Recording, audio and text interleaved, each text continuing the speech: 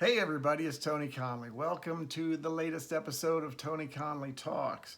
Hopefully a daily episodic show in which I just, get on here and talk about rock and roll for a few minutes to give you, something to get away from the drudgery of the day. Thanks for spending some time with me. Today's episode is called The Fool in Me, and I'm not referring to the great Robin Trower tune, but rather The Fool SG, which has got a long and storied history. As you know, it was Eric Clapton's, then Todd Rundgren's. A great story, and I'll get to that very shortly, but first I'd like to take care of a couple housekeeping details. First off, I'd like to thank everyone for the response to this little series. It's been super to hear from so many people, a lot of kind words, especially from guys who are players, professional musicians, friends who are out there doing it. They seem to really dig it, so I'm going to keep them coming. Especially thanks to the Uriah Heep guys, Mick Box, Russell Gilbrook, and Davey Rimmer. Great to hear from you all. And I did an episode last week that you can check, and it's on my YouTube channel. It's called Uriah Heep and How I Fell in Love with My Wife for the Second Time. It's a pretty cool story. You might want to check that out. But I communicated with Mick a couple of days ago, and he had a request that I retape the episode wearing the Uriah Heep colors, and I'm more than proud to do that, and I can't wait for the t-shirt to get here and to do that. Thank you, Mick. Happy days. You're a great gentleman. Thanks is thanks. Speaking of t-shirts, see what I'm wearing? Ian Hunter and the Rant Band. I was stunned to hear about Ian Hunter having to take some time off the road and cancel this year's Mott the Hoople shows in America. I caught the show in Cleveland last year, even though I was devilishly ill, and it propelled me into the next couple months. It was such a great event, and the response from the crowd was so great, and the band had so much fun on stage. Hey Ariel, hey Morgan, love you guys. It perked me up for a couple of months, literally, when I was catastrophically ill. So that's what rock and roll can do. Ian, I hope you get well soon, and I hope you're back with us, but mostly I hope you're taking care of yourself, and thank you for everything you've done. For anybody that doesn't know it, I named my son after Ian Hunter. Why? Dignity, integrity, rock and roll, figure it out. Yeah, give the kid a leg up, because I can say, yeah, you ought to act more like your namesake, buddy, because he was a stand-up guy. Now let's move on to The Fool. The Fool, of course, the psychedelic 1964 Gibson SG that Robert Stigwood had commissioned by a Dutch collective. Actually, I think it was a couple called The Fool. And Stigwood was digging into the American trend of psychedelic everything, and he thought it would be good for the band. So he bought 3 outfits. He bought Gibson SG, he bought Jack Bruce, a Fender 6 bass, and a drum set for the late, great Ginger Baker. It was funny, I spoke to Jack not long before he passed, and I asked him about that instrument, and he goes, oh yeah, Tony, I hated it. It was horrific. I only used it on TV and in video stuff. Yeah, never played it. So you have that, but it's on, it's at the exhibition now in New York, and it's still a great piece of rock history, As for this SG, well, Clapton obviously dug it. As a matter of fact, most people, kind of refer to that guitar as the woman tone guitar. And, when you peel back the tone knob on something with humbuckers and you get that soft, buttery tone that, so many of us loved for so long, it was coined the woman tone. And that's kind of where it started. Of course, Clapton, played it throughout the Cream, their entire run, used it a lot. Disraeli Gear's Sunshine of Your Love, that's the Fool guitar. As a matter of fact, Todd Rundgren owned the guitar in the mid-'70s. He purchased it from Jackie Lomax, who you may know from Apple Records and George Harrison and that legacy. But Yeah, Todd bought it from Jackie, and he nicknamed it Sunny. He called it Sunny because he was referring to Sunshine of Your Love. And Todd owned the guitar from the mid 70s up until about 2000 when he had to sell it to deal with a tax issue. And he used it for many years. You can see it in many videos, especially when Todd, had hair to match the guitar. I saw him with it.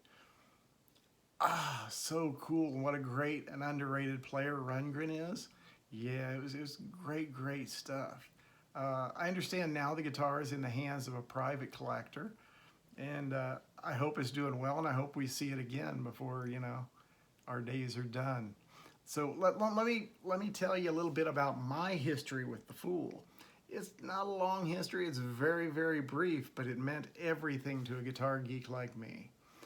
I was working at a large music store in Northern California, and I think this was probably in 1998. And I'm strolling around the store doing my job, and all of a sudden I get a call from the guys in the warehouse.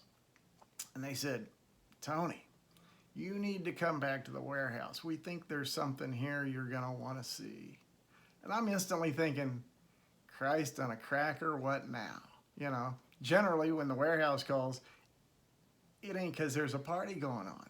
But anyway, this time there was. I go back to the warehouse, and a couple of my buddies, I think Mike Esparza, I think Joe Horning, were back there, and Bob Mariano was back there taking some pictures. And I walked back, and there's this dilapidated Gibson case, the type, the brown classic case with a pink interior, And I say, "Oh, what you got there, fellas?"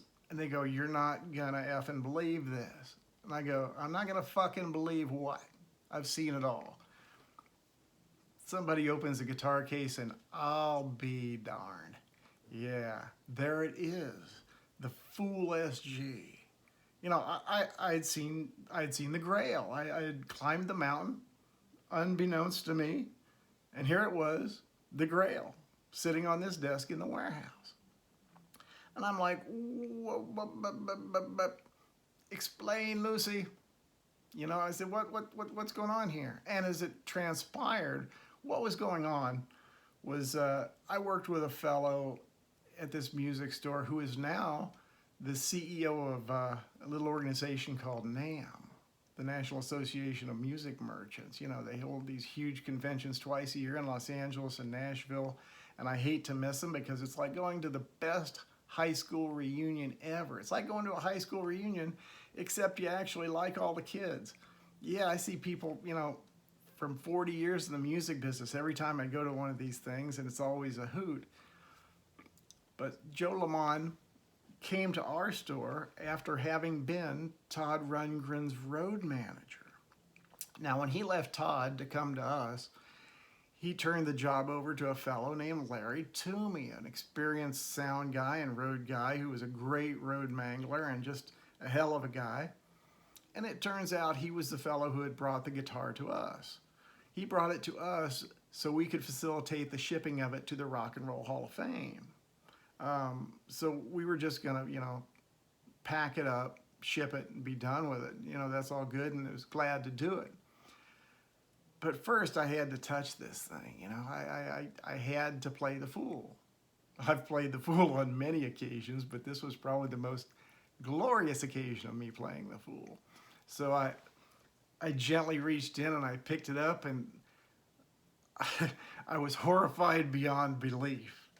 Here's an instrument that if a customer came in and it didn't have that paint job, I would have given them the bum's rush and told them to take it to the local pawn shop or, maybe use it for kindling. The guitar was in terrible, terrible condition. The action was so high it needed a neck reset. The strings must have been a 1/4 inch off the fretboard. The strings that were on it were so old and rusty that it kind of felt like dragging your fingers down a fence post, but you're damn right I played Sunshine of Your Love on it anyway. Maybe the biggest guitar thrill I ever had. You know, it's one of those moments, you know, I'm a dumb kid from Dayton, Ohio, you know. I ended up in LA for a lot of great years with Guitar Center. Then I was off to Northern California. I had some great trips along the way, you know. I hung out with, played with Bobby Womack, Iggy Pop, you know, my days with Michael Schenker.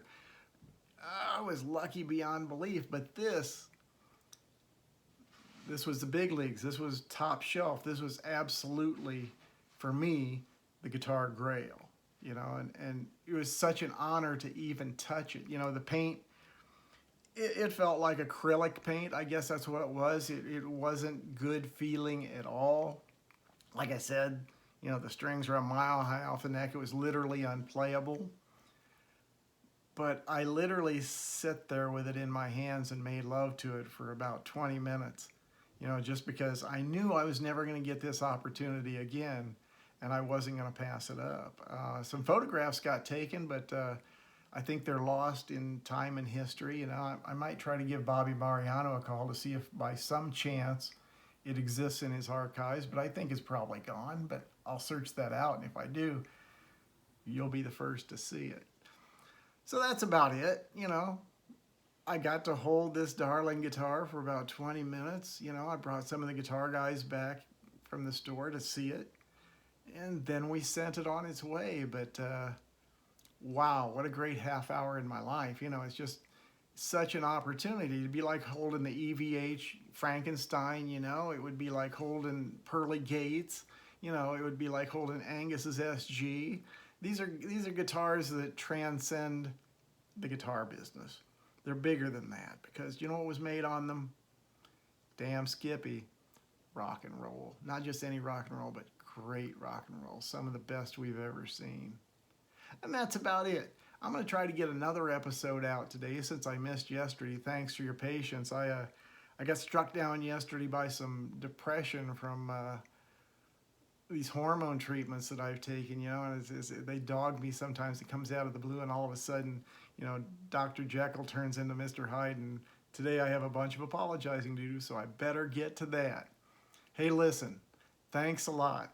Thanks for listening. Thanks for watching. Thanks for everything. And again, any of you, you know, like Mick Box from Uriah Heep, want to send me a t-shirt? I would love that. I would love to talk about whatever I'm wearing. You know, I'm going to do some soft sponsorship here with a few fellas. I'm going to support some guys. I'm not going to charge for it right now because I don't think this is worthy of it, but there's a few guys out there that have been incredibly kind to me during my convalescence and my illness, and I want to reward them, maybe talking about their stuff and maybe, you know, seeing if you can't get out there and supporting them financially because they've certainly helped me. So, I'm going to let you go now, but thanks for tuning in. I hope you have a great day.